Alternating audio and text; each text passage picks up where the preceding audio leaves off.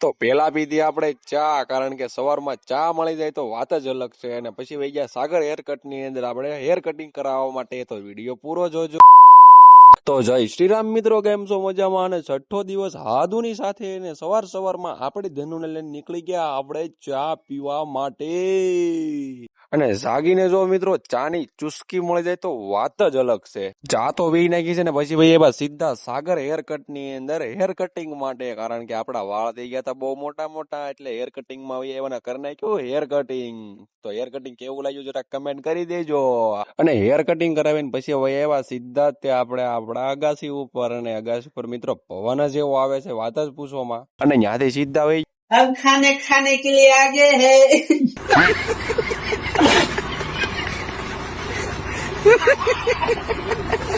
અને ખાઈને આવીને સીધો મારો દોસ્ત મારવા મને બરાસ કરવાની કે હીરા ગોત વસીવા કઈ કામ જ નથી.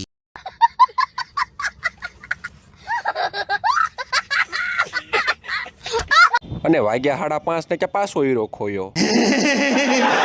અને પછી વીડીભાઈ તો હતા ફૂલ આરામમાં. આ બધે તું જો ખંભે કોથળા નાખીને તૈયાર થઈ જાય ઘરે જવા માટે. અને નીચે દુકાને આવીને બધે મૂકવા માંડ્યા બે ચાર મોટા મોટા ફાકા. કામ ભલે નાનું હોય પણ વહીવટ ઉષા હોય.